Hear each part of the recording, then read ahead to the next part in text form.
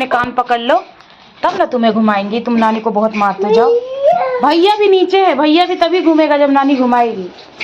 जाओ कान पकड़ लो।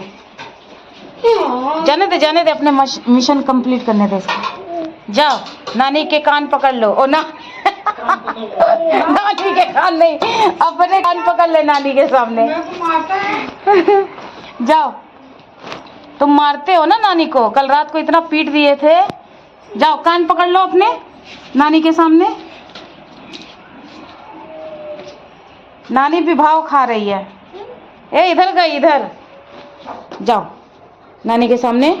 ये भी नहीं पकड़ेगा, ये भी बहुत ढीठ है, चप्पल पहन के खुद ही निकल गया। सभी को कैसे आप सभी। तो ब्लॉगिंग की शुरुआत आरुष से ही कर रही हूँ। सवेरे उठते सारे इसने अपनी नानी को दहाई करके पीट दिया, तो वही मैं इसको बोल रही थी कि नानी को सॉरी बोल, लेकिन ये भी बड़ा ढीठ जिद्दी नानी को सॉरी बोलने की जगह जूता चप्पल पहन के अपना नीचे जा रहा है अपनी मामी के पास। दूध पी लिया इसने, दूध पीने के बाद ही इसको सारी मस्ती चढ़ती है।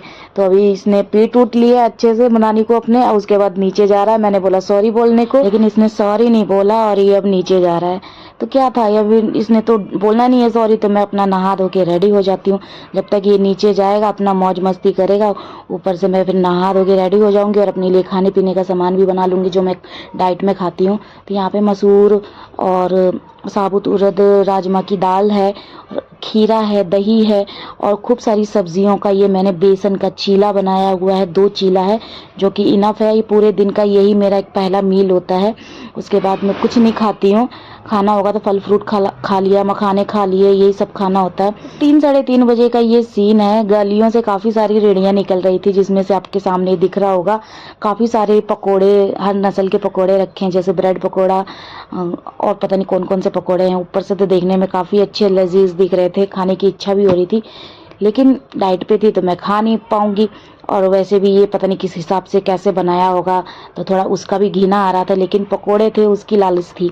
और यहाँ पे काफ़ी सारा सामान बेच रहा था, मनिहारे का जो साग श्रृंगार वाला सामान होता है ना लड़कियों का, वो। और इसमें से मुझे बस एक ही काम की चीज़ दिखी, चड्डियाँ दिखी मुझे बच्चों की, जो कि 20-20 रुपए में दे रहा था। तो मैंने आरुष के लिए 2 चड्डियाँ ली थी और एक बनियाइन लिया था सफ़ेद कलर की, इसी रेड़ी से जो कि गलियों में बेच रहा था। 20-20 का सब आइटम था इसके पास। तो मेरे को पसंद आया मैंने आरुष के लिए लिया, अपने लिए कुछ नहीं लिया, क्योंकि मैं ये सब रेडियो वाला सामान मैं लेती नहीं हूँ अपने लिए, साज श्रृंगार वाला जो स्पेशली सामान होता है। उसके बाद एक और रेडी वाला सामान था, वो भी यही सेम सामान बेच रहा था और मैं खड़े होके सारे नज़ारे ले रही थी, क्योंकि मुझे तो जो चाहिए था मैंने ले लिया था। और आरुष उठेगा सो के तो मैं उसको पहना के देखूंगी कि चड्डियाँ कैसी हैं। इसी तरह से गलियों में ना काफ़ी अच्छी क्वालिटी के सामान मिल जाते हैं, जो कि हमें कई बार बाज़ारों में नहीं मिलते, मार्केट में नहीं मिलते, शॉप्स पे नहीं मिलते हैं।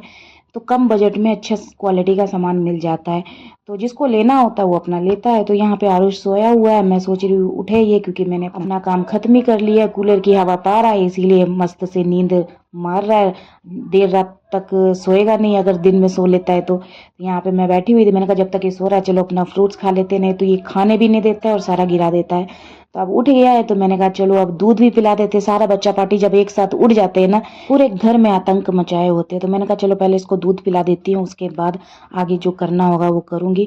कूलर की हवा मिल रही है तो सबको उठने का मन ही नहीं करता है कूलर के आगे से। तो यहाँ पे वही मैंने कहा चलो दूध पिला देती हूँ।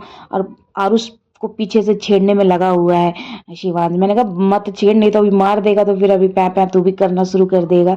मैंने कहा वही उसको मना कर रही थी कि मत छेड़, नहीं तो हाथ उठा देगा, मार देगा कोई चीज़ से या चिकोटी काट लेगा, क्योंकि ये बहुत मारता है शिवांश को, बार बार रुलाता रहता है। और जैसे ही दूध पिया मैं अंदर लेटी, मैंने कहा चलो कल के लिए वीडियो क्लास के लिए मैं तैयारी कर लेती हूँ। तो देख रही हूँ मम्मी पोटी कर रहा है, मैंने कहा चल फिर करवा देती हूँ।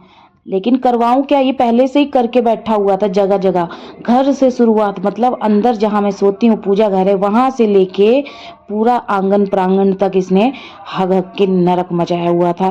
फिर क्या था, गुस्सा तो इतना आ रहा था ना कि मैं इसकी अच्छे से धुलाई कर दूं, क्योंकि एक जगह बंदा कर दे तो साफ करने में चलो सहूलियत होती है, पूरे घर भर में